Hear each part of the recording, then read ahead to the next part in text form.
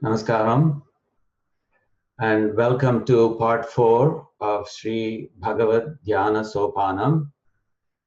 So in the previous classes, we have covered the first 4 slokas, and today I plan to cover the next 4, 5 through 8.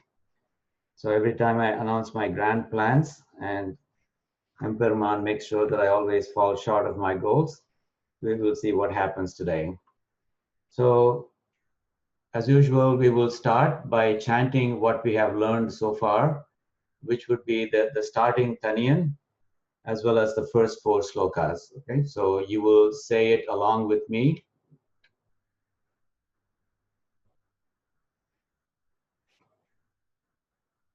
Shriman Venkatanatharya Kavitarkika Kesari Vedantacharya Vadyo Me Sannidhattam Sada Hrudi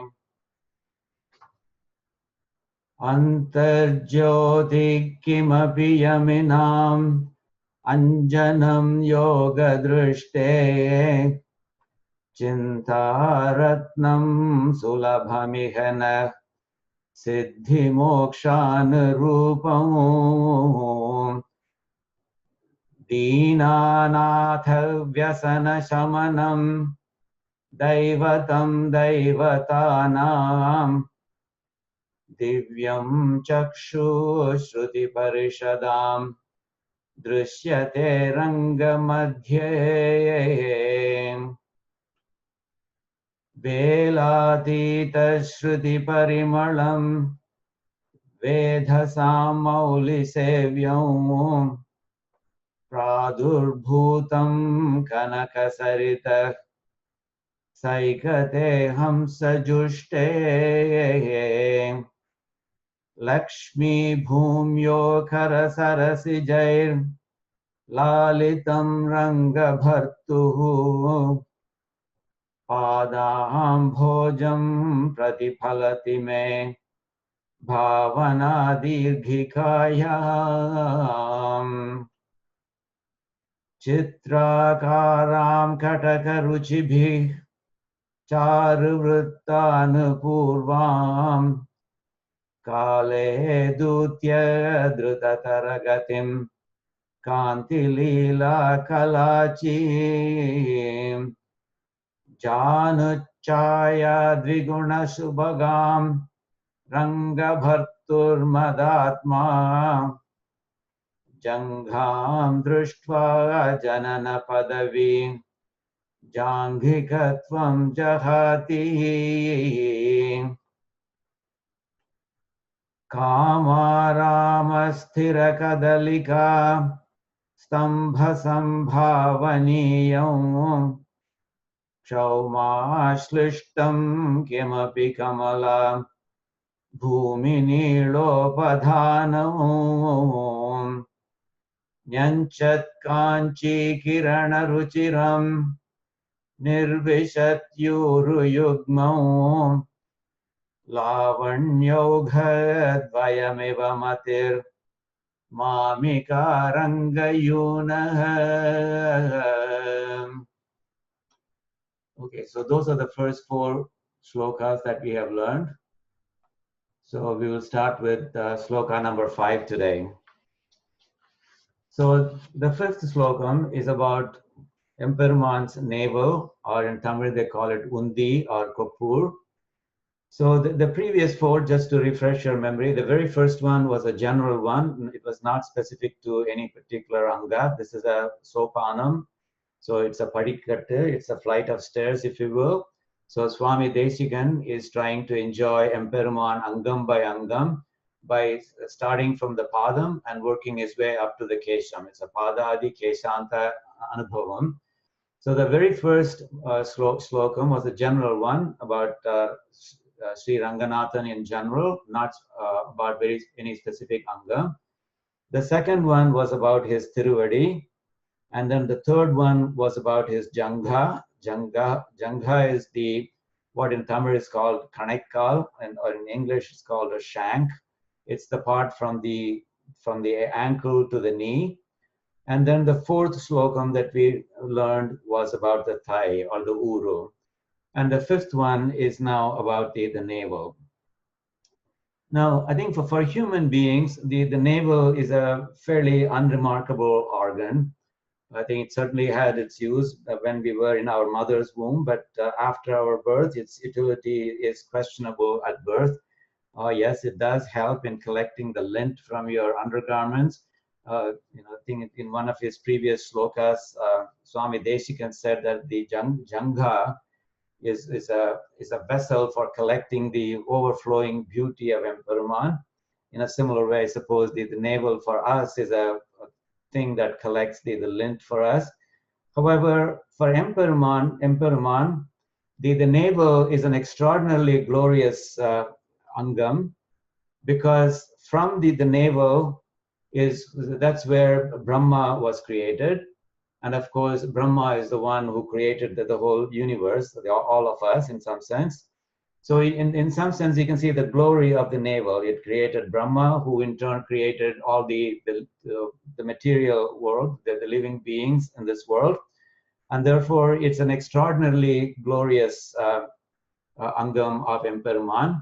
And Swami Desikan really enjoys it, this particular organ tremendously. In fact, Emperuman, as I said, he himself is a very handsome entity.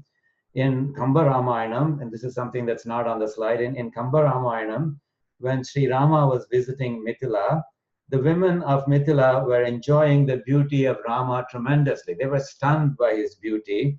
And Kamban says, Tol Kandar, Tole Kandar. The women who started looking at his shoulders, they couldn't move their eyes off the shoulders because the shoulders were so handsome. They were so beautiful. They were just not able to move their eyes off the shoulders and look at other angams of Sri Rama. So in that sense, Tol Kandar, Tole Kandar.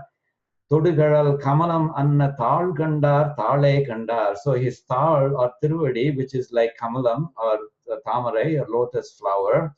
So the women who looked at his Tiruvadi or lotus feet, Tal Kandar, Tale Kandar, they kept on just looking at his feet because it was so beautiful that they couldn't move their eyes off of it. And then he goes on to say, Tadak Kai Kandarum Akde. So the ones who looked at his Tadak Kai, his long hands, so they were in the same fate as well. They were not able to move their eyes off of that particular angam. So, and then Kamban goes on to say, Val Konda Kannar, Yare Vadivinai Mudiyak Kandar, Val Konda Kannar. So the women who have eyes like the sword, that's an expression of beauty.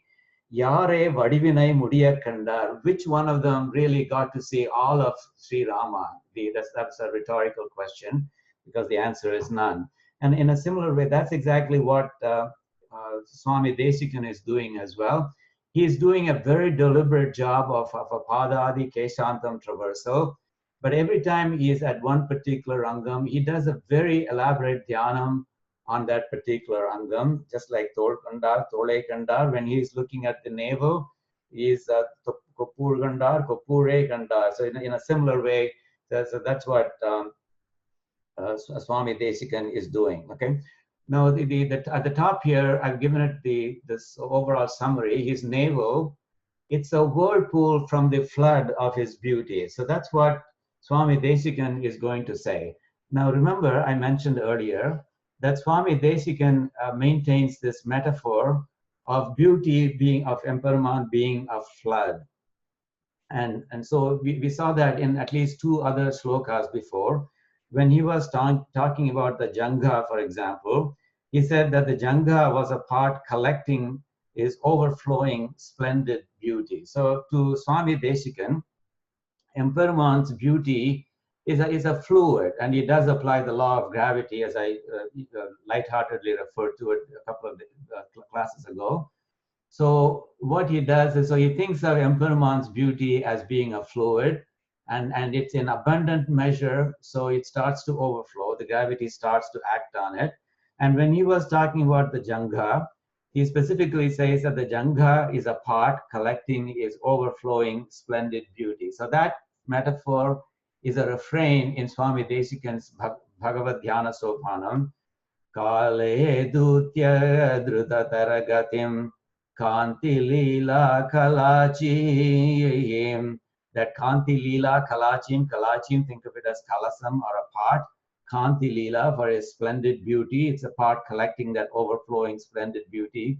So certainly when he was talking about the jangha, that metaphor was being applied. And even when he was talking about the thigh in the fourth slokam, the uru, as we would call it in Sanskrit, Lavanyauga dvayameva matir mamika rangayunaha. So he calls Ranganatha an eternal youth, Rangayunaha. And he says Lavanya Ogha. Lavanyam is beauty. Ogha is flood stream. So you can see again he's applying that same metaphor. So the two thighs are like two flood streams. So it's almost as if Emperor's beauty in his upper Tirumeni, it just couldn't be dammed. So despite the best efforts to keep it localized in his upper Tirumeni, it bursts the dam and flows out in two giant streams, and those two giant streams are his thigh. Okay, so that metaphor, that refrain, is also being applied in this slokam number 5. So here what he is saying is that again, it's a beauty which is flooding. Emperor's beauty is flooding. You know, when beauty bursts the dam and flows out in this, torrential current, you will see whirlpools forming or eddies forming, natural forming. And so Swami Desikan goes on to say, it's that whirlpool, it's that eddy, that spiral vortex that constitutes, that becomes his navel. So that's what he's saying. So he's saying that his navel is really a whirlpool formed by the flood of his beauty, which is bursting the dam and flowing out in a big current. So you can see that with poetic imagination, Swami Desikan continues to apply that metaphor and describes various angams of Emperuman and how they are part of that overall metaphor. Okay, so that's the meaning of this navel being a whirlpool from the flood of his beauty. So let me read the overall meaning in English, and then I will go on to explain the meaning of the individual words. So he goes on to say, every minute, this navel delights my mind. And he says it's extraordinarily beautiful. It's very, very beautiful. Sujata, he says, it's very, very beautiful. And also he talks about the glory of this navel. So it's not just a thing of beauty. It actually did something very extraordinarily stupendous, extraordinarily glorious. He says that navel is very, very deep. And because it's so deep, at one time during the Pralaya Kalam, during that time of that great deluge, it put down the whole universe within it to save it from the flood. It put down the whole universe within that navel and hid it there just for protection. And of course, later, during the Srishti Kalam, that was spitted out. Now, normally, you come across this kind of, you already know that during the Pralaya Kalam, Emperor is supposed to have swallowed all the worlds, and then during Srishti Kalam, he supposedly spits them out. For example, in Tirumalai, Thundaradi Padiyalvar says, Muvulagu undu uminda mudalva, the first cause, who swallowed all the three worlds and then spit them out later. So that usually refers to other people talk about it as a part of his stomach, what his stomach does. He consumes the whole world and puts it in his stomach.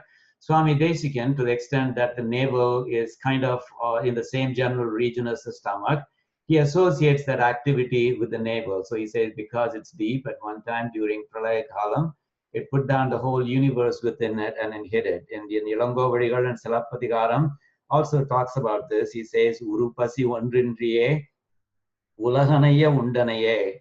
So Urupasi Ondru Indriye. No, with no great hunger at all whatsoever. Urupasi Ondru Indriye Illamal. Ulahu Anaya Undanaye. You ate all the worlds. You swallowed all the worlds, of course, during the time of Pralaya. So you can see that this is a very glorious event that is described in various Puranas. And Swami Desikan refers to it as well, except that he ascribes it to the glory of Emperuman's navel, which he says is deep. Because it's deep, at one time during Pralaya Kalam, it put down the whole universe within it and hid it. And then that's not the only glory. Well, like I said, the navel gave rise to Brahma, who then gave rise to the universe and all the beings in it. So he says here, the lotus, the glorious lotus that sprouts from his navel, it has glittering particles, glittering spores, if you will, makaranda tulvar, with which it can create many Brahmas. It's not just that it has created one Brahma and it's done. It's going to be creating many, many Brahmas. As you know, Brahma is not forever. The Brahma is for a limited duration, even though that duration is extraordinarily long by our sense of the calendar. So he says that this lotus is not just a one-hit wonder. This is something that can keep creating many, many Brahmas as needed. Okay, so the lotus sprouting from it has glittering particles with which it can create many, many, many Brahmas, as many as needed. And then finally, in the last line, he talks about that metaphor that I mentioned, where he refers to that whirlpool arising from the flood of beauty, and that whirlpool is that Neet Shuri is what that navel is, accompanied by the beautiful whirlpool's luster. That is, the flood of his beauty causes a whirlpool. Ranganatha's navel delights me. So the delights me is already from the first line, delights me.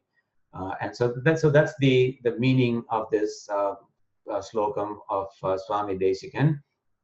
Again, it's very beautiful. It talks about the glory during the Pralaya Kalam, and it talks about the fact of that it created the Brahma who created the world.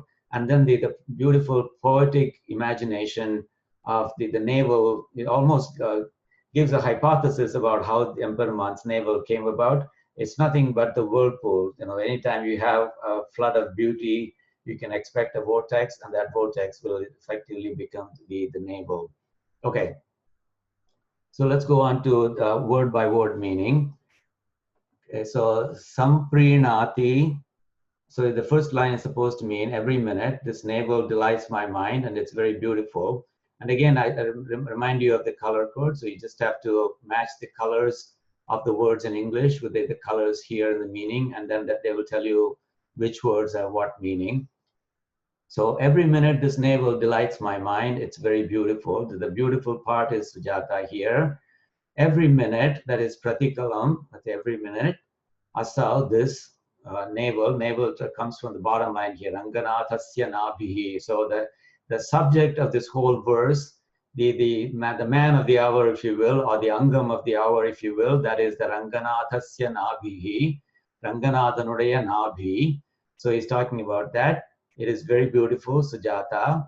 Pratikalam, every minute, this navel. Me manasam, my mind. Samprinati, it delights. Samprinati means it delights. So every minute when I look at it, I'm delighted by the glory and the beauty of this navel, he says. Oh, Gambhiratvat, Gambhiram means deep. Gambhiratvat, from being very deep. Kvachana samaye. Samaye, as you know, means samayatil. Kvachana samaye, at one time or once upon a time. So it put down the whole world to save it from the deluge. So the one time he's referring to that's really the Pralaya Kalam, the time of the great deluge. And what did it do? It took the whole universe, Vishwa, and it put it down. Nikshipta. Nikshipta means it put it down inside of itself. And Gudha means it hid it. So to save the world during the time of the Pralaya, it put it down. It took the whole Vishwa, it nikshipta, it put it down, and it hid it. And then, of course, it doesn't say that later during the Shrishti Kalam it was spitted out. But anyway, so that's the second line. So Gambhiratvat Kachana Samaye Gudha Nikshipta Vishwa. And then Nali Kena. So Nali Kena, Nalika means lotus. So remember, the third line is supposed to mean the lotus sprouting from it, as glittering particles with which it can create many, many Brahmas. So it's not just that it was a one-hit wonder.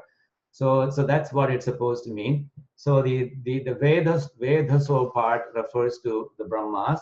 And remember that the Vedas, that's a term that we came across in the very first slokam as well. Okay, so Vedasam. So it's the word that we came across in the very first slokam of this bhagavad dhyAna sOpAnam. Nalikena, nalika means lotus. Nalikena, so the lotus flowers. Spurita rajasa, so spurita means glittering. Rajasa means particles. Vedaso means the Brahmas. Nirmimana means it can create. So nalikena, spurita rajasa, the particles that are glittering from the lotus. Vedaso, Brahmas, nirmimana, it can create many, many Brahmas. And then it goes on to say, Ramya Avata. So the last line is supposed to say, accompanied by the beautiful whirlpool's luster. Lord Ranganatha's navel delights me. So Ramya means beautiful. Avarta means the whirlpool. Dyuti Sahachari. Dyuti means brilliant, splendor. So Dyuti means brilliance, splendor, luster. So Sahachari. Saha, as you know, means in the company. The Sahachari means accompanied by. So accompanied by the beautiful Ramya, whirlpool, Avarta, Dyuti, its luster, Ranganathasya Nabhi, the Nabhi of Ranganatha, Samprinati, it delights me. Okay. So anyway, I think I was talking about the Vedasam. Vedasam appears in the second sloka of this Bhagavad dhyAna sOpAnam. You remember, Velatita Shriti Parimalam Vedasam Auli Sevyam. That Vedasam Auli Sevyam, that Vedasam, and this one are the same. So they're referring to Brahma. And so the previous one was with respect to Brahma bowing his head at the Tiruvadi of Emperman. Okay. So anyway, so that's the slokam referring to the navel of Emperman.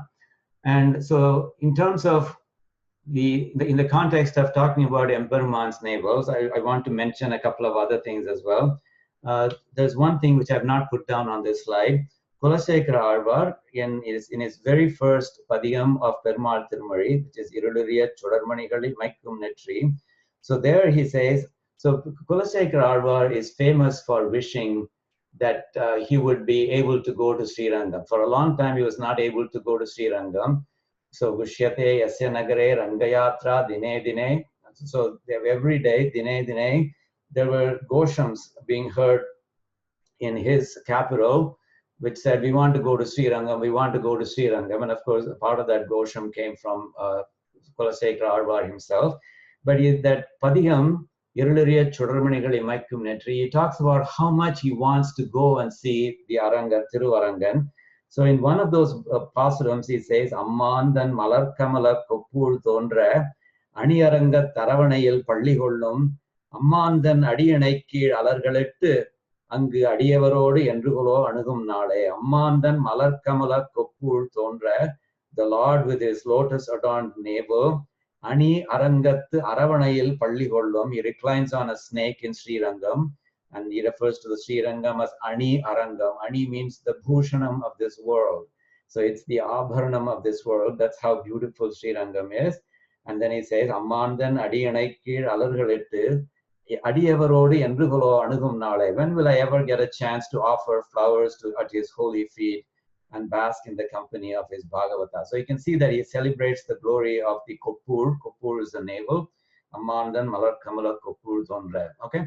And then, of course, even I mentioned earlier that Sri Andar talks about how beautiful Emperman is as a whole. And one of her specific descriptions is about Koppuril Erugamala Puvaragar.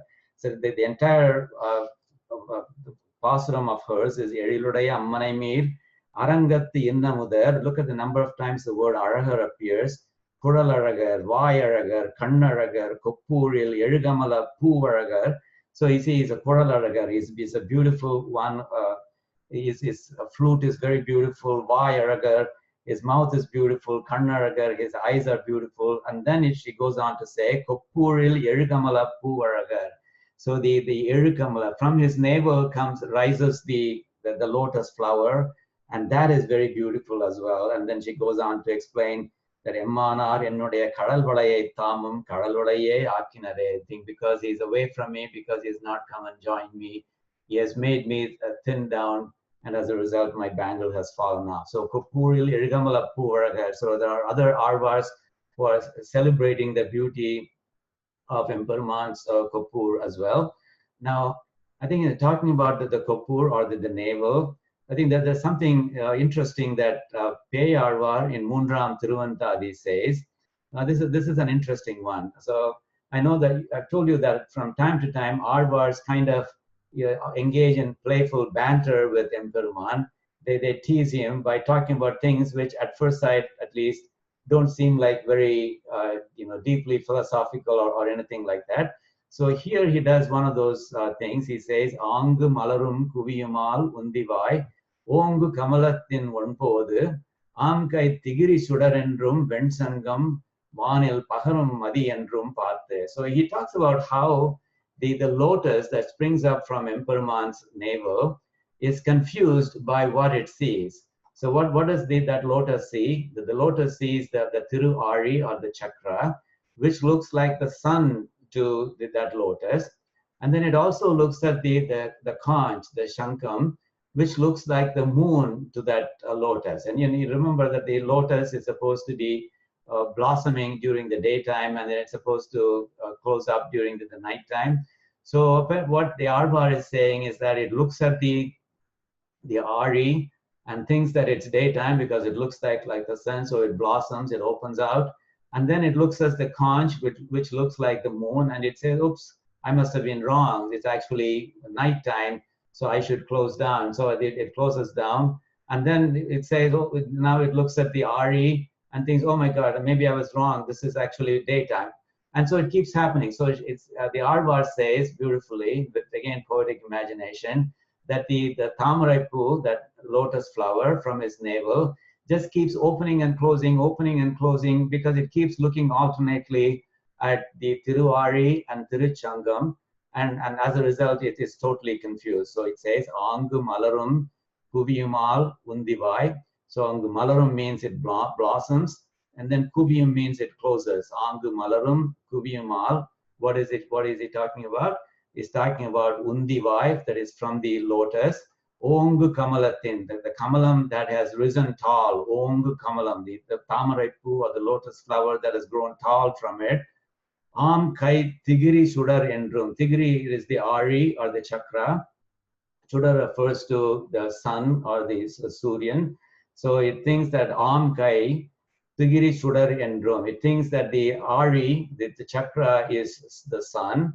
And then Venchangam, the white conch, Vanil Pagarum Madi. Madi, of course, refers to the moon. So it looks at the Venchangam, the white conch, and thinks that, oh, that must be the moon that traverses the night sky. And so it keeps looking at both of them, and it thinks that the Tigri, Sudar, Ari is the sun, and the Venchangam, the white conch, is the Madi, the moon. And so by looking at it alternately, it keeps getting confused. And therefore, it goes through this endless cycle of malarum kuviyum, etc. It's almost as if you want to go to a restaurant, but you're not sure it'll be open. So you drive to the restaurant, and you stop there, and you look at the sign. The sign there says open. So you say, oh, you're relieved. So you enter the restaurant, and then you turn around and look at the sign. But of course, now you're looking at the back of the sign, and the back of the sign says closed. And you say, oops, I thought it was open. Now it says closed. So maybe I misunderstood. And you walk out, and then you look back at the sign, and now you're looking at the front of the sign, and it says open. And so you think, oh my goodness, it's really open. Let me go in. And so you keep going through this process of going in, coming out, etc., without ever eating anything in that restaurant. So that's the kind of picture that Peyarvar is painting with his poetic imagination. And of course, you might say that you don't really need an Ari and a Chanku to confuse the Tamaraipu. Even Emperuman's eyes themselves could create that confusion, because after all, what does Andar say in her Tirupavai? திங்களும் ஆதித்யனும் எழுந்தாற்போல் அங்கண் இரண்டும் கொண்டு எங்கள் மேல் நோக்குதியேல் எங்கள் மேல் சாபம் எழுந்தேலோர் எம்பாவாய். But even his eyes, one of them is like the sun, the other one is like the moon. So really, even without looking at the Ari and the Shankh, this lotus could be confused if it just keeps looking at Emperor's eyes alternately. But anyway, that's just an interesting diversion because it also happens to be related to Emperor's navel. Okay. So, and finally, what does Amalanathipiran, what does Tiruppanalvar say about Undis? He does have a pasuram about the Undi. So that's the last two lines of it here. Mandipai Vadavenkada Mamalai Vanavarga, those are the first two lines. I've not put it down there. Sandisayen Enran Arangat Aravinanayan. And then he goes on to say, Andivol Nirattu Adayum, Adan Mel Ayanai Padaitadu or Eril, Undimela Andro Adien Ullattu Innuire. So he says, Andipol Nirattu Adayum, Andipol, the twilight of the evening. So he's wearing an clothing which is kind of reddish in color, like the twilight, like a twilight. It's kind of reddish, orangish color. So Andipol Nirattu Adayum. Adan male, ayan refers to Brahma. Ayanai padaitadu. So he's talking about the navel that created Brahma. Adan male, ayanai padaitadu. Or eril undi. Eril means beautiful. Or normally you would think of or as one, but here it's the one and only one. So the or, the Vyakhyanakatas, when interpreting this or, say it's not just one. It's the one and only one, Eril Undi, beautiful navel. The one and only one, as in it's incomparable, unique. There's nothing that is equal to it. Padattadu or Eril Undi. So he's referring to that Undi, that Perumal's navel, Perumal's Koppur, as one beautiful, not just one beautiful, the one and only one beautiful, the Angam. So the or Eril Undi Mela the Andro. So on that Undi, Adien Ullattu Innuire. So Innuire can refer to either Innuir can refer to my sweet heart and to refer to my soul as well. So my heart and soul, it says, went over that the Undi, which is just one incomparable thing of beauty, he says. Okay, so that's what Tiruppanalvar is saying in Amalanathipiran. Okay, and then on the next slide, then there's also in Narayaniyam, the Narayaniyam 100.7. So he's talking about not specifically just Undi. He's talking about the middle part of Emperuman's Tirumeni. So there he says, we meditate on thee, on you, Emperuman, or Krishna in this particular case. The paste of 5 ingredients smeared on thy body attracts the whole world by its fragrance, he says. And thy midriff, so this is the one that comes closest to the navel. Thy midriff is slender and creeper-like, though it holds all the 3 worlds within. So once again, you can see that that's a reference to the Pralaya Kalam, when all the worlds were swallowed up. But he says here that even though it swallowed up all the 3 worlds, the midriff is slender and creeper-like, though it holds all the 3 worlds within. So, for example, it says here, this, so Leena, so I'm pointing to the bottom right there, Leena Aneka Triloki, holding all the 3 worlds. Vitatim Api Krisham, Vitatim Api Krisham, as a group, even then slender, that's what it means. Vibhratam Madhyavallim. Vibhratam Madhyavallim means having a midriff like a creeper. Okay, so essentially it's talking about the midriff, and that's the closest thing to the navel that we will get in the Narayaniyam. And then he also goes on to say the body is like, he talks about the beautiful colors that make up Emperuman. Body is like a rock of sapphire. It's a beautiful deep blue. And then yellow clothing, the pitambaram that he's wearing, that's like molten gold. And then the girdle, the Udyanam that he is wearing, it has studded gems and bells, of all colors, emitting brilliant rays. So in that sense, Emperuman is one beautiful mixture of multiple colors, all of which delight the heart. Okay, so that's what Narayaniyam is saying. And then here, of course, is my poetic translation of the slokam of Swami Desikan, again in the Anapas meter. It's a beauty exquisite, his navel a bliss, thrills my mind every minute, delight so complete. It's so deep when the deluge did threaten the world, took it all in its fold and protected and hid. And that lotus so lovely that springs up has spores that can spawn many Brahmas in endless galore. When his beauty overflowed, it created a flood. A bright whirlpool ensued, the Lord's navel emerged.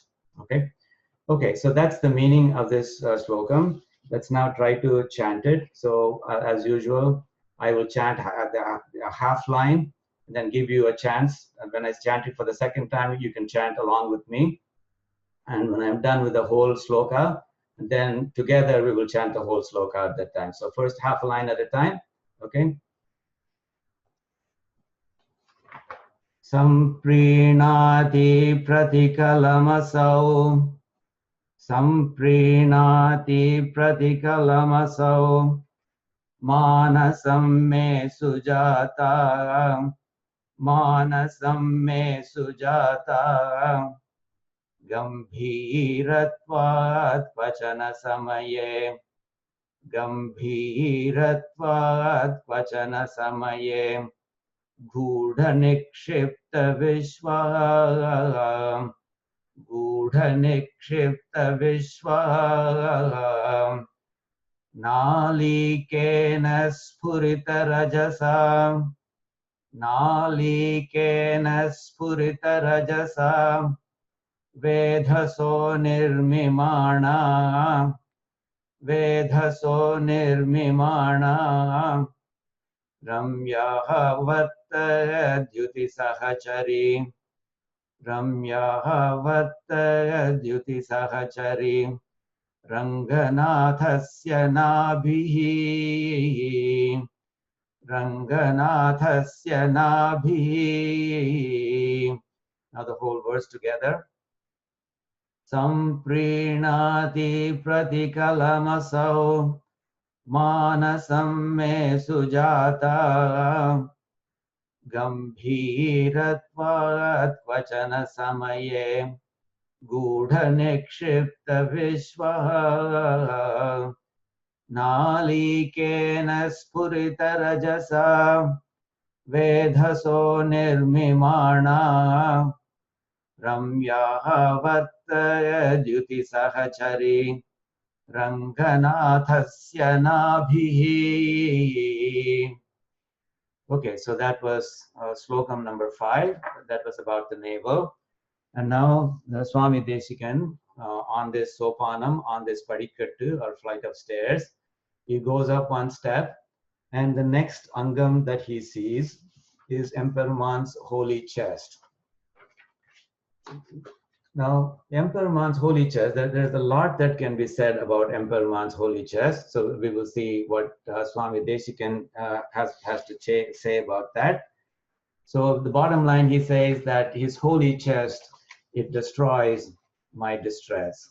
Okay, it destroys my distress. Okay.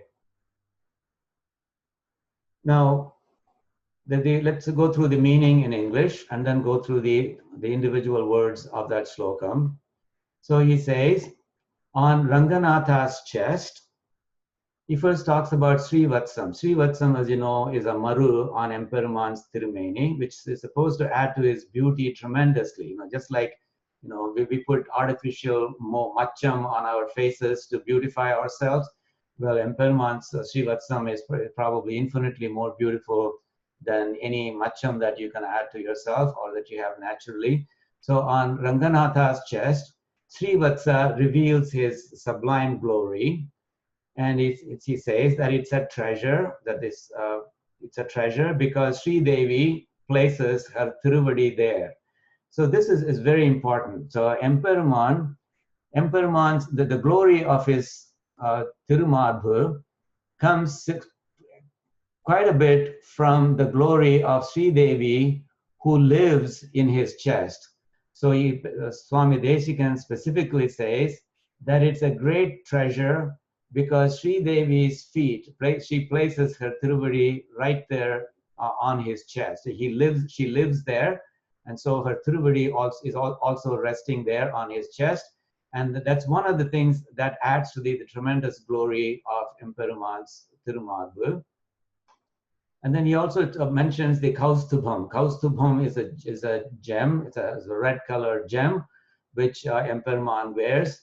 So he says, midway between the shoulders, the sparkle from the divine jewel Kaustubham, it bathes him in glorious red. So Swami Desikan takes the time to enjoy the beauty of that sparkling jewel Kaustubham in the middle of his chest, midway between the shoulders.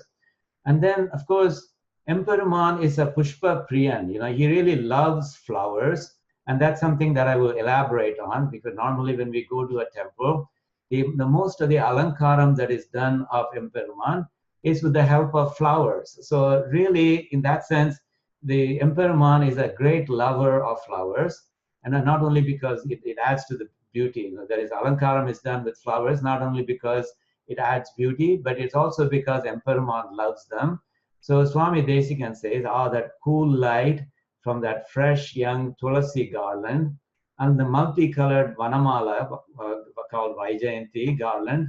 So they are very soothing, he says. So the fresh flowers, they are cool to the touch. They're very cool. They are very cool to the eyes as well. And so the cool light coming from the fresh young Tulasi garland and the multicolored Vaijayanti garland, or the Vanamala, they are so soothing, he says. And so much so, in fact, that it extinguishes his tapam, he says in the next line. So and says, and there is that exalted moon-like pearl necklace too. So on top of that, he wears a pearl necklace as well. And all of this glory extinguishes the vexing heat in my mind, vexing heat or distress in my mind. He uses the word tapam or santapam. Tapam literally means heat, but of course it also refers to the distress, just like viraha tapam means the distress of separation, okay? So all of this glory, they like the cool light from the fresh young Tulasi and the multicolored Vanamala, Vaijayanti, etc. All of that glory extinguishes the distress that really torments his mind. So that's what Swami Desikan says here, okay? So let's go through the words of this sloka one by one. So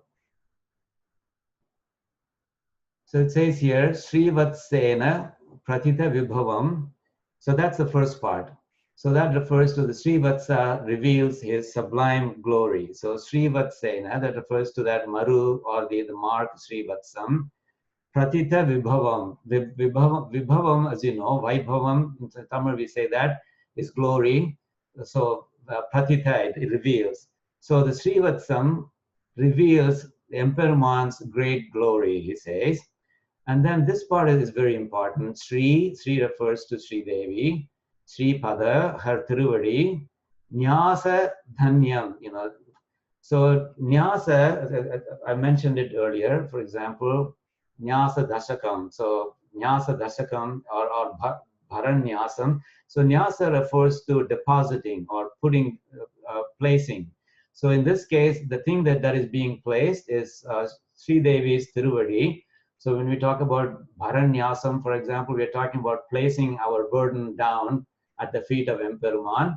So here, what is being placed, what is being put down is the feet, holy feet of Sri Devi. Sri Pada Nyasa Dhanyam. So Dhanyam, just like Dhanam, it's a treasure. Sri Pada Nyasa, it's a treasure because Sri Devi places her holy feet, her Tiruvadi there. I'll get a chance to say more about it, because there are lots of Arvars and Acharyas have spent many pasurams and verses about the glory of Sri Devi residing in Emperuman's Tirumarbu. And then Madhyam Bhakvor Manivara Rucha. So Madhyam, as you know, so it's supposed to mean midway between the shoulders. The sparkle from the divine jewel Kaustubham bathes him in glorious red. Madhyam Bahvor. Bahu means shoulders or arms, okay? So Madhyam Bahvor, so between, in the middle, between the two shoulders or between the two arms. Manivara, so Manivara refers to that mani, that Kaustubham mani, which is red in color. The Rucha, the sparkle from that Manivaram. Ranjitam, it bathes him in red, Rangadhamna. So Ranjitam refers to the color red. So it bathes Emperuman in the red color. And Emperuman here is referred to as Rangadhamna. Now, what does Rangadhamna means? Dhaman means residence or abode. So abode, so a place in which he resides. So Rangadhamna means one who resides in Sri Rangam. That of course refers to Ranganatha. So this Rangadhamna, so as far as he is concerned, midway between the shoulders, Madhyam Bahur, Manivara, this Kaustubham, Rucha, the sparkle from it, Ranjitam, it's red. It is creating that red, beautiful. It's really bathing him in a very glorious red color. So that's what that middle line is saying. And then Sandra Chayam Taruna Tulasi Chitraya Vaijayantya. Again, it's supposed to say that cool light from the fresh young Tulasi garland and the multicolored Vaijayanti garland, that they are so soothing. Okay. So let's see. So that Sandra Chayam, that refers to the cool light coming from where? Taruna Tulasi. Taruna means fresh. Tulasi, as you know, means Tulasi. Chitraya. Chitraya refers to multicolors. Vaijayantya. The Vanamala called Vaijayanti. Of course, there's flowers of all different colors. So the Chitraya Vaijayantya. So the Vaijayanti Mala is multicolored. And also the cool light from the young, fresh Tulasi garland, all of them create a very soothing effect for Swami Desikan. So the cool light from the fresh, young Tulasi garland and the multicolored Vaijayanti garland, they are very soothing for Swami Desikan. And then he says, Santapam me Samayati dhya Chandrikodhara haram. Okay, so he says, there is this the exalted moon-like pearl necklace too, and all of this glory extinguishes the vexing heat in my mind. So the pearl necklace is referred to here, Chandrikodhara haram. Okay, Chandrika Udara haram. Udara means exalted or lofty. So Chandrika Udaram haram. Haram refers to the pearl necklace here. So that pearl necklace is lofty, it's exalted, like the Chandra, the moon. And so that's also on his Tirumarbhu. Santapam, my tapam, my heat, my distress, may of course refers to mind. Dhya refers to the mind or the intellect. So, you know, for example, if you know Gayatri Mantra, the last line of Gayatri Mantra says, Dhyo yonak prachodayat, that dhya, that's what begins with that dhya. Dhyo yonak prachodayate, may it stimulate or may it inspire. Nah means hour. Dhyo refers to the intellect. So just as the Gayatri Mantra says, may it stimulate our intelligence or intellect or thought. So here he's using dhya to refer to his thought or intellect. And here he says it is samayati. By the way, words that end with ti, they generally they are a verb in Sanskrit typically. So santapam me samayati dhya. The samayati here refers to extinguishing.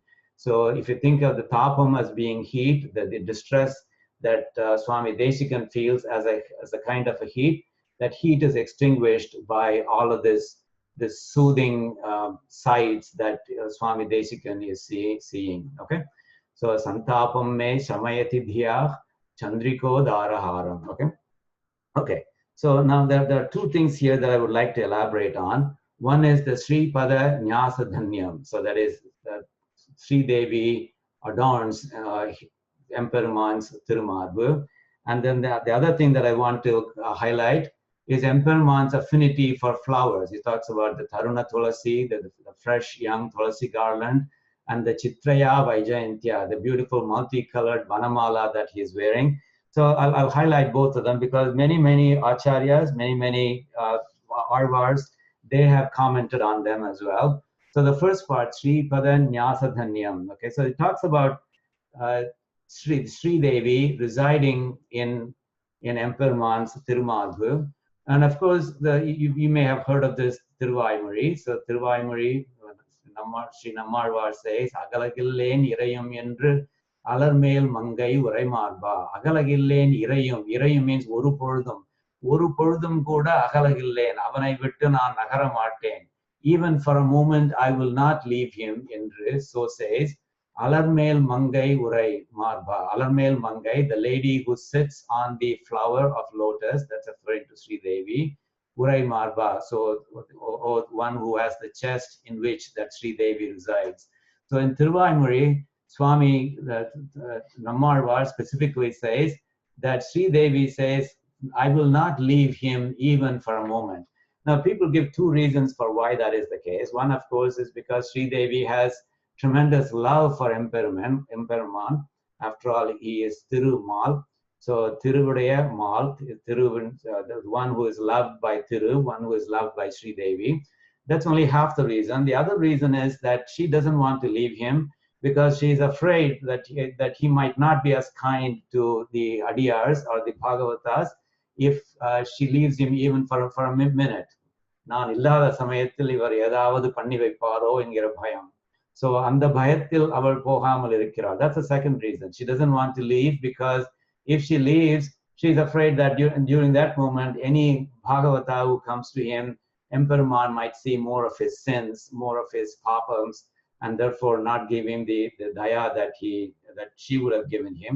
So that's the other half of the reason for why she continues to stay forever without even a minute of separation. Now, Swami Desikan also wrote a Tamil Prabandham called Adage, in which he also echoes the same sentiment. Kadimalaral Piriyada, that is the lady who is on the fragrant lotus flower, Piriyada, one who does not leave. Kachinagar, Kachi refers to Kanchipuram. Kachinagar, Attigiri refers to Hastigiri, the little hill on which the Varadraja Perumal Kovil stands. Kachinagar Astigiri, Idamudaya Arulalar Yanayadigal Adendene. So this Varadraja Perumal, who has a Thayar that does not leave him at all, that to that Varadraja Perumal, Avarudaya Yanayadigal, to his holy feet, Adendene, I took Sharanagati, I surrendered myself, he says, okay? And then even Swami Desikan in Sri Stuti is a whole stotram about the glory of Sri Devi. So there he says, Vaksha Pitim Madhu Vijayino Bhushayantim Swakantya. It's very beautiful words. Madhu Vijayino, that refers to Emperman, he who conquered Madhu the Asura, Madhu Vijayino. Vaksha Pitim, Vaksha is the chest, Pitim, அவனுடைய திருமார்பு என்னும் பீடத்தில், PT refers to Pitam. So அவனுடைய திருமார்பு என்னும் பீடத்தில் இருக்கின்றவள், that refers to Sri Devi. So she who sits in that Pitam of his holy chest. Bhushayantim Swakantya, Swakantya, அவளுடைய ஒளியினாலே, with her effulgence, Swakantya, with her effulgence. Bhushayantim, she acts like an abharanam for Emperuman. In other words, she adds so much to the beauty of Emperuman. She is like an abharanam. She being seated on Emperuman's holy chest. She is like a bhushanam. That's what Swami Desikan is saying. Vaksha Pitim Madhu Vijayino Bhushayantim Swakantya. So this also refers to the fact that Sri Devi lives in Emperuman's holy chest. And then, of course, there are several places where, for example, Bhagavad Ramanujar and others describe that as well, about how inseparable Sri Devi is. So in the Sharanagati Gadyam, so he says, Nityana Payinim. So in one of the places, he says, Nityana Payinim. So he says, always, Anapayini means inseparable. So remember that apaya means to go away. For example, I mentioned a couple of times a Bhagavad Gita slokam in which Bhagavan Krishna talks about the seasons, about people's happiness and distress being like seasons, being like the summer and winter that come and go. And in that context, he says, they agama, they will come, apayina, they will go, anitya, they are impermanent, and therefore, Thams, titikshasva Bharata, therefore tolerate them, O descendant of Bharata. But the point that I'm making is that apayana there refers to the going away. So apayana, going away, anapayana, not going away. So in that sense, anapayana means they're inseparable. Okay, so Bhagavad Ramanuja says nitya anapayanim, which of course means forever inseparable. And then also Swami Desikan in Sri Stuti, he says nishpratyuha pranaya ghatitam devi nityanapayam. He says nishpratyuha, uninterrupted, pranaya ghatitam, bound by love, pranaya ghatitam, bound by love, devi, O Sri Devi, nitya anapayam, that is, you are every day inseparable from him. So he mentions half the reason for why Sri Devi stays with him. The other half, as I said, is because of the Bhagavatas. And then also another place he says, Purnam Tejas Purati Bhavati Pada Lakshara Sangam. Okay. So here, so you can see the number of places in which Swami Desikan refers to Sri Devi being in Emperuman's heart, in Emperuman's Thirumargu. He says, Purnam refers to the one who is everywhere, that's Emperuman. Teja, his effulgence. Spurati, it shines. Bhavati, Purnam Tejas Spurati Bhavati. Pada Lakshara Sangam. Okay. Now he says, Bhavati, your. So he says that Sri Devi, she wears a red paste on her feet. In Tamil, they call it Chempanju Korambu, but for you can just take it as a red paste. So in the Pada Laksha Rasa. Rasa, of course, means a paste. Pada Lakshara Sangam. So he says that Sri Devi wears a red paste, and that red paste, because her feet touches Emperuman's Thirumargu. So what it does is that it creates a shine. So he says that the one who is everywhere, that's Emperuman, and it is effulgent, it shines, effulgence, it shines particularly because your holy feet, your Tiruvadi, from the red paste you wear, that's where it gets all of its shine from. Okay, so that's another place in which he talks about the beauty of Emperuman's Thirumargu arising solely out of Sri Devi's presence there. Okay, so those are all the things about the Sri Pada Nyasa Dhanyam. Sri Devi lives in Emperuman's heart, and so that has been talked about extensively by various people. And then this Sandra Chayam Taruna Tulasi Chitraya Vaijayantya. Now that one, so again, that one talks about Emperuman's love for flowers. He's a Pushpa Priyan. And so on that, so Periyarvar, let's talk about Sri Nammalvar or Parankusanayaki. When we were talking about this Anchiraya Madanarai, so one of the pasurams we saw was this Nadada Malarnadi Nalthorun Naranandan Vadada Malaradikkil Vaikave Vahukindre. In other words, Emperuman loves flowers so much that Parankusanayaki says that our sole reason for existence, our raison d'etre, if you will, is to bring very rare flowers that are very difficult to get. Nada the Malar means flowers that are very difficult to get. Nadi, seeking them. Naldorum, every day.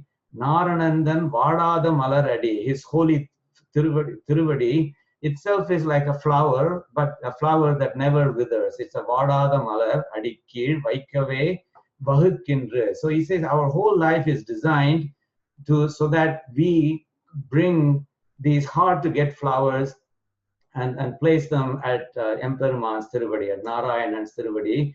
That's our dharma. அதுதான் நம்முடைய தொழில் என்று வகுக்கப்பட்டிருக்கிறது. நாடாத மலர் நாடி நாள்தோறும் நாரணந்தன் வாடாத மலரடிக்கீழ் வைக்கவே வகுக்கின்றேன்.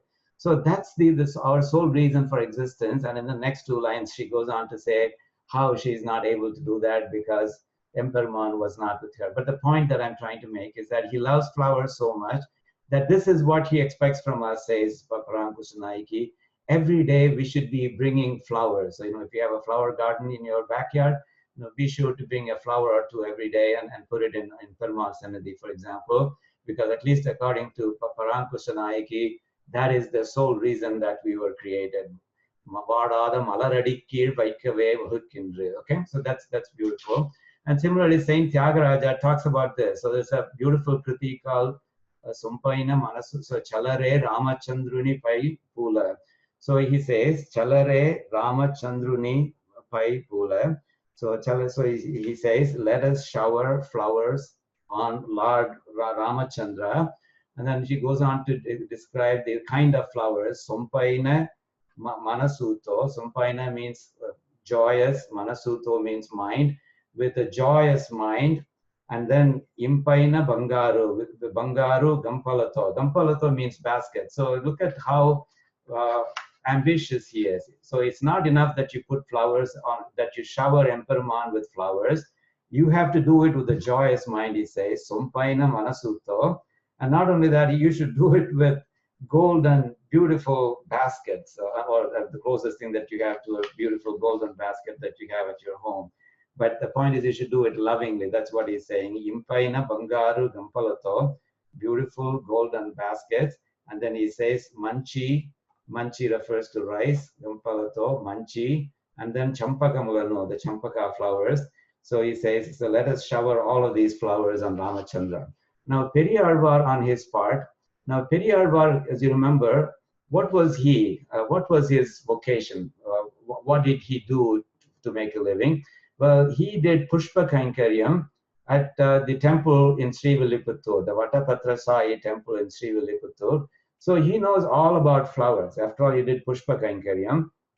And as you also know, Periyarvar, nobody enjoyed little Krishna, the child, as much as Periyarvar did. And he did it vicariously by putting himself, imagining himself to be Yashoda. In Yashoda Bhavam, he did a lot of things for little Krishna. And in fact, in one of those padigams, he calls little Krishna and says, oh, Krishna, come here because I want to put this kind of flower on your head. In the next pasuram, you will say, come here because I want to put a different kind of flower on your head, etc. I don't have all those flowers listed here, but let me read them. For example, he would say, Tenil Iniya Pirane Senbagapu Chutavarai. So I want to apply the Senbagapu on your head. Tenil Iniya Prane. Look how beautiful it is. Oh Lord, who is sweeter than ten, honey, please come here because I want to put the Shanbagapu on your head.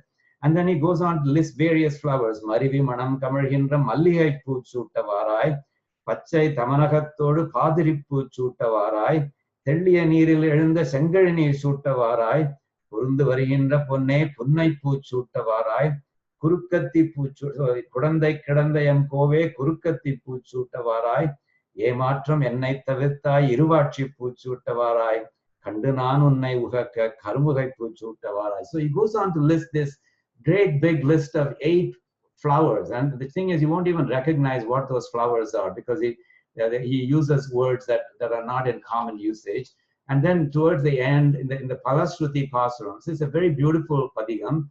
Because first of all, you get to see how much enjoyment a mother gets out of applying flowers to the child's head, even if the child is a boy like Krishna.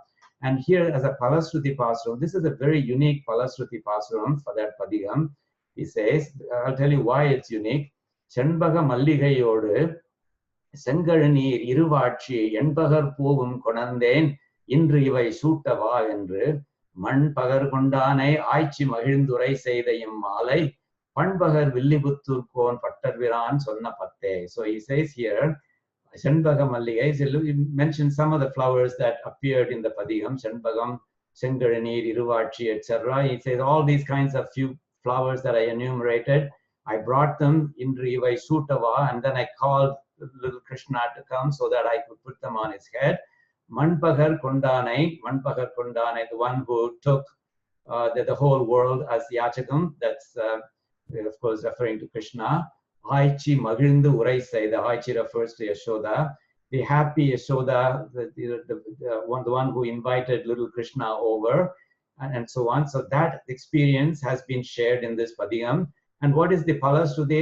This is a kind of a very weak Palashruti. It says, Panpagar Villiputtur Kon, Pattar Viran Sonna Patte. So he says these 10 verses are along those lines.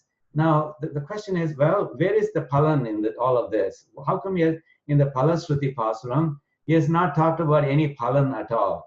I think that the way the Upanyasakas or the Vyakhyaana Kartas explain this is by saying, well, if you go through the Padigam, then you would have enjoyed that happiness of calling little Krishna and putting all those flowers on his little head. And that enjoyment, that vicarious enjoyment of putting flowers on Krishna's head, that itself is the palan, is the palan. You don't need any more palan beyond that. So that's the explanation that's given for this Palastuti, which doesn't really have any palan specifically mentioned at all.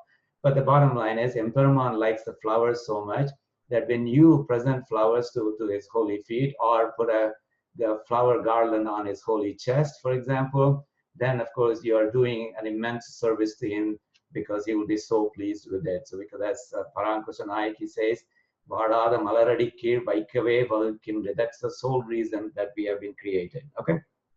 Okay. So anyway, so I will so let me briefly go over what Thirupanalvar says. So Thirupanalvar in his Amalanadipuran, so he talks about the marble, the holy chest, and then he says, Varamaya Paravinai Patraruthu, Ennaitan Varamaki Vaitan, Vaitadanri Ennul Pugundan, Gora Madhavam Seidanankola Adien, Arangattamman, Tiruvaramarbadandro Adienai Atkondade. So I mentioned earlier that the main difference between Thirupanalvar's Amalanadipuran and Swami Desikan's Bhagavad dhyAna sOpAnam is that when in Bhagavad dhyAna sOpAnam, Swami Desikan, when he focuses on a particular angam, right from the first line of the slokam, he talks about the angam. Whereas in Thirupanalvar's Amalanadipuran, very often the first three lines talk about the generic glory of Emperuman, and the last line will go on to say, for such a glorious Emperuman, his Madhu or his Tiruvadi, and I focus on his on that particular angam of his. And that's what, so this pasuram is no exception as well. The first three lines are quite generic. Bharamaya Paravinai Patrarutte. So he cut off the very heavy burden of karma, the bad karma from my previous births. Ennai tan varamaki vaitan. He took me to his side. Vaitadandri ennul pugundan. On top of that, he got inside of me. Goram Adavam Seidanankol Ariyen. What severe, great penance have I done? I really don't know. To this Arangathamman, to this Lord of Thiruvarangam. Thiruvaram Marbadandro. Thiruvaram Marbadandro is really Thiru-Aram Marbadandro. Haram, of course, means a necklace or garland.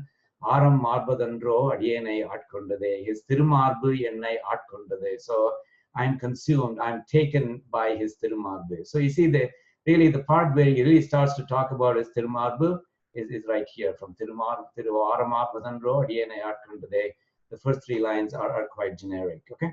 And then Bhattatri, in Narayaniyam, he also talks about the chest, and he says, I meditate on your very pretty neck made red by the radiating Kaustuba gem worn by you, and also on your chest made very pretty by the Srivatsa, where you have worn several moving gem-studded necklaces, and also garlands made of multicolored forest flowers, as well as blossoms over which many bees hover round and round. Okay, so that's a beautiful description in Narayaniyam as well.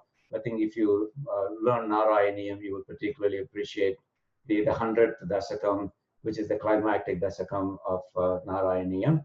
And of course, my poetic translation, this Sri Vatsa revealed the Lord's glory sublime, and Sri Devi's feet planted their treasure supreme. And between his firm shoulders, Kaustuba, it gleams, and it dazzles and bathes him in charming light red. And the Tulsi so fresh, reassuring and cool. Vaijayanti, it's soothing, throws colors galore. Noted necklace of pearl, it's so gorgeous like moon. My distress and my torment extinguished for good. Okay, so let's chant it. Again, half a line. I'll say it first time, the second time you chant it with me. When we are done with the whole slokam, we'll go through the whole verse together, okay? Sri Vatsena Pratita Vibhavam Srivatsena pratita vibhavam Sripadanyasa Sripadanyasadhanyam Madhyam bhakvor manivararucha Madhyam bhakvor manivararucha Ranjitam rangadhamnah Ranjitam rangadhamnah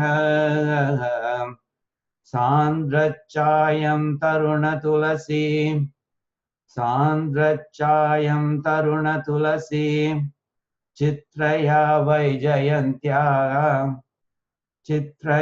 Vaijayantia Santapam me shamayati dhiya Santapam me shamayati dhiya Chandrikodaраharam Chandrikodaраharam. Again, the whole verse.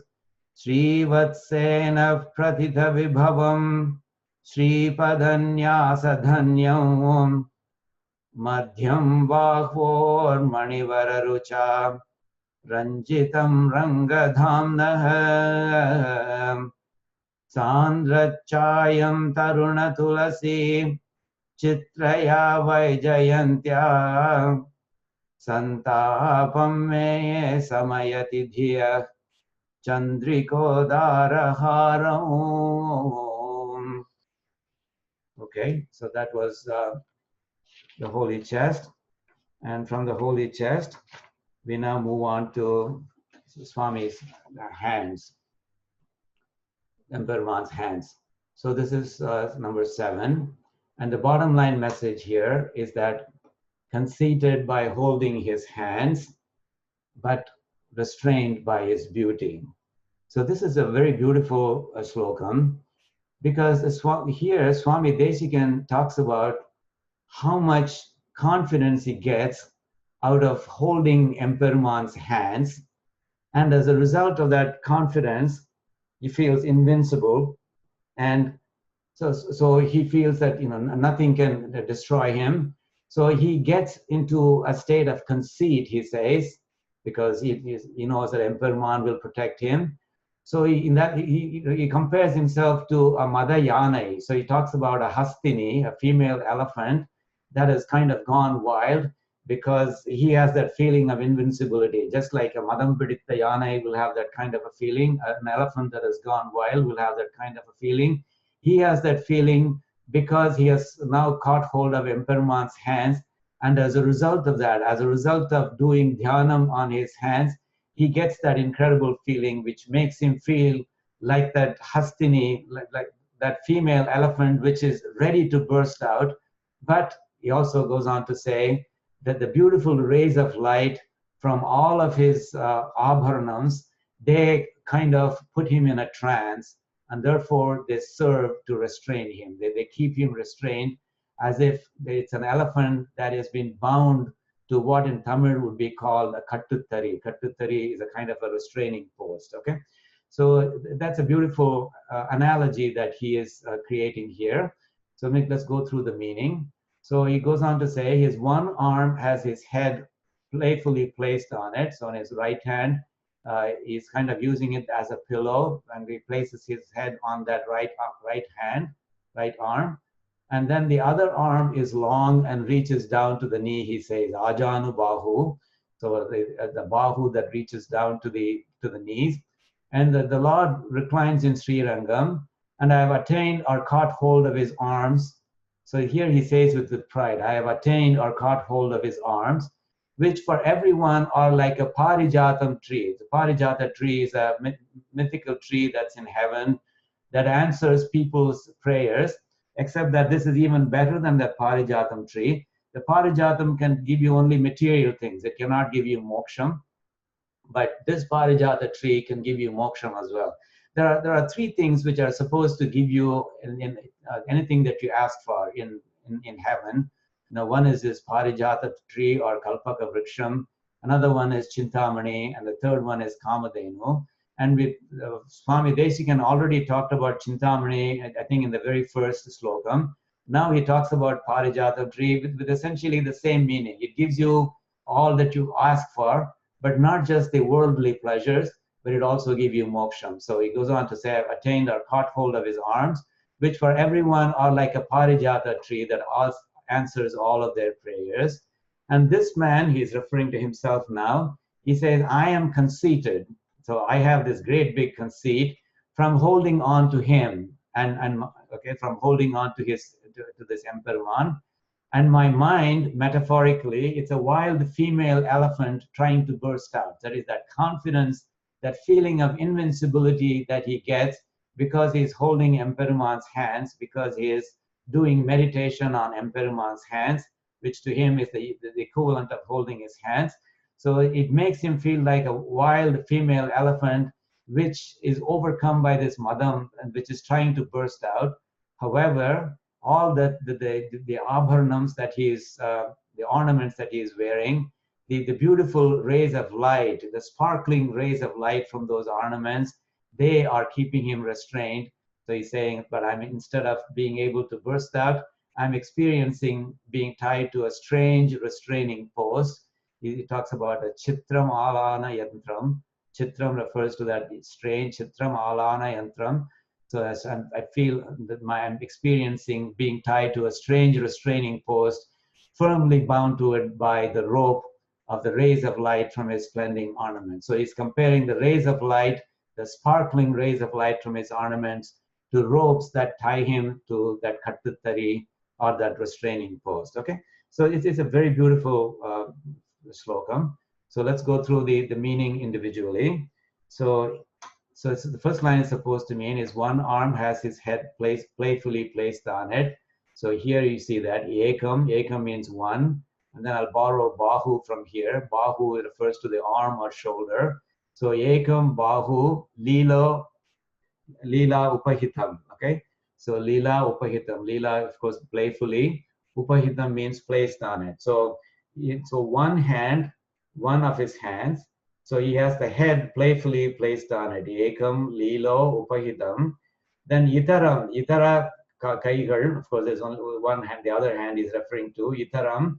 The remaining hand, bahum. The remaining hand, itaram bahum. Ajanu lambam. So ajanu means reaching down to the knee. Even in Tamil, in some of the old stories like Ponniyin Selvan, etc., I might have seen references to somebody who is physically well built as an ajanubahu, Periya Paruvetrayar or ajanubahuana manidar, something like that. So ajanubahu means he has long hands that reach down to the knee. Okay, bahum ajanu lambam. Lambam, as you know, lamba, even it's Hindi, I think it means long. Lambam means it's long. Okay, it's long, reaching down to the knee. So ekam lilo upahitam itaram bahum ajanu lambam. Prapta range shayitur. So prapta in this case is referring to I have attained or I have caught hold of. Range shayitur. So range is now referring to the one who is reclining. Range shayitur, the one who is reclining in Sri Rangam. So I have caught hold of his arm. Prapta, I've done that. And then so he's referring to that he says Akhila Prarthana Parijatam. For all of the prayers, okay, so for all of the world's prayers, Akhila Prarthana, so for all of the world's prayers, it's like a Parijatam tree, which is a wish-granting tree. So as he says here, the Lord reclines in Sri Rangam, I have attained or caught hold of his arms, and these arms for everyone are like Parijata tree that answers all of their prayers. I will talk more about that in a moment. Now, Drupta Sheyam. So drupta here refers to being conceited. Sayam sa, iyam. Sa is he, iyam is this he or this man. He is drupta, he is conceited. Now, so drupta sayam, dhruta niyamita. So he is now talking about himself as a chinta hastini. So hastini, of course, that says my mind, my chinta is like a hastini, it's like a female elephant. So it is ready to burst out. So because of that conceit, drupta sayam, I am conceited. Chinta Hastini, my mind is like a female elephant, so it's trying to burst out.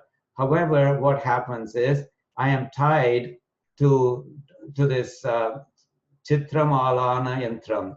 Chitramalana Yantram, Vichitramana Kattuttari.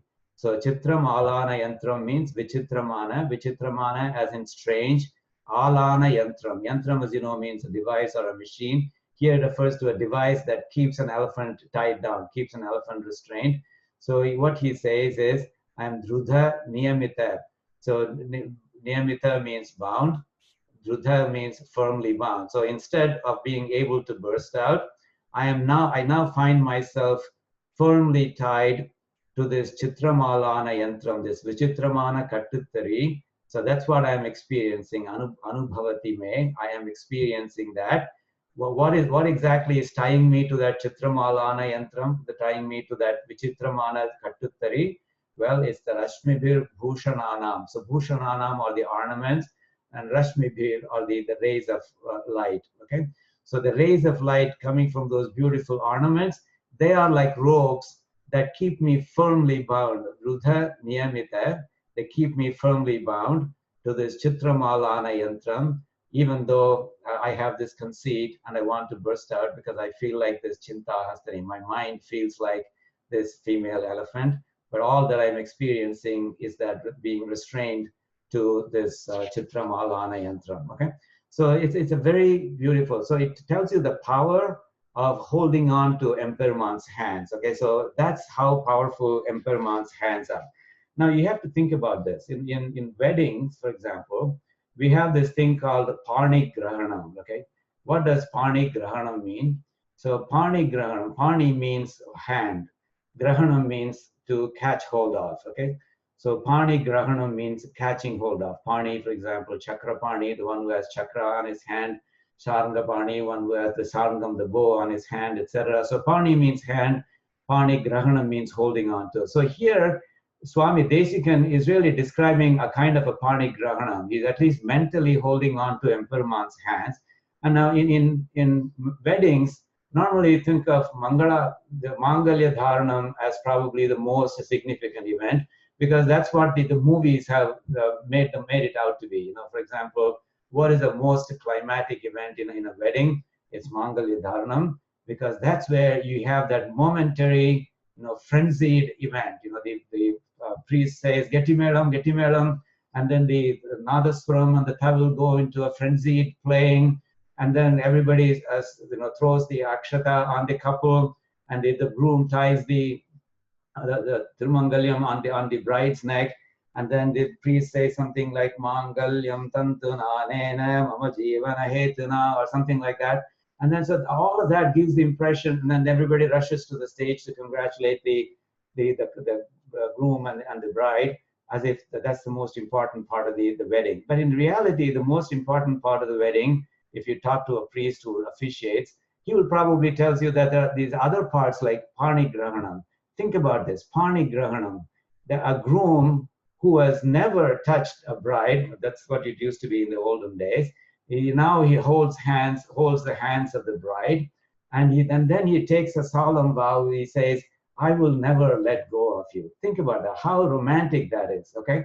And how reassuring that is for the groom to say, I'm now holding your hand, I will not let go of you. And that promise, even coming from a mortal, is so reassuring.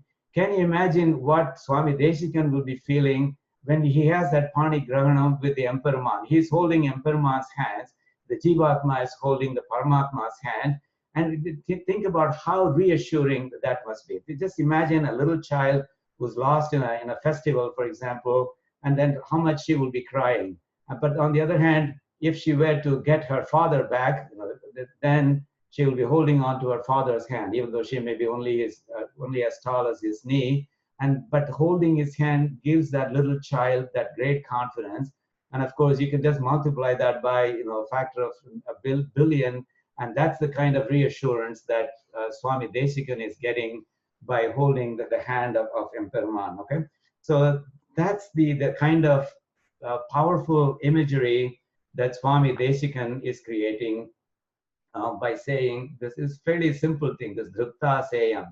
So I am conceited because prapta. So I've attained his hands. I've, at least mentally in my dhyanam, I've attained or caught hold of his arms, and they are giving me this incredible feeling of invincibility. And as a result, I feel like this, my mind feels like this wild elephant, okay?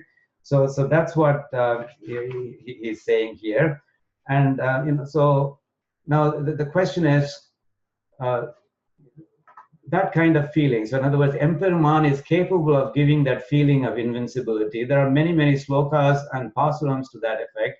For example, in Sri Vishnu Sahasranama, it says, Na vasudeva bhaktanam ashubham vidyate kvasitim janma mrityu jara vyadhi bhayam naivo pajayate. So it says here essentially that anyone who is devoted to Vasudeva, Na vasudeva bhaktanam ashubham vidyate kvachit. So not kvachit, never will any ashubham, inauspicious thing occur in that person's life. Janmam, that is birth, mrityu, death, jara, old age, vyadhi, disease, bhayam, etc., naiva upajayate. So none of them will exist for him, okay? So that's the kind of thing that you will get by attaching to the Emperuman. Now, what can that conceit do for you? So that conceit that comes from holding on to Emperuman, there's a beautiful pasuram in Tirumalai where Thundaradi Pudiyalvar says the following. He says, Kavalir Pulanai Vaithu Kalidannai Kadakka Paindu Navalittu Ulidariinrom Namandramar Talaigal Meede Moovulahunduminda Mudalvanin Namam Katra Avalit Pudamagandai Arangaman Ahurulane. So what he says is, Mudal Moovulahunduminda Mudalva, O Emperuman, who swallowed the three worlds and spit them out, Nin Namam Katra, just from knowing, just from learning your Namam, just from that, we have Avalit Pudamai, we have this conceit, he says. Just because we have learned your Namam, your Tirunamam, and we are able to recite it, that itself gives us this Avalit Pudamai, this tremendous conceit. And as a result, we feel so invincible. How invincible do we feel? Kavalit Pulanai Vaithu, all the sense organs that to which we were slaves, we have now put them in prison. He says, Kavalir Pulanai Vaithu. Pulan refers to the sense organs. We have put them in custody because that's how invincible we feel. That's how much conceit that we now have.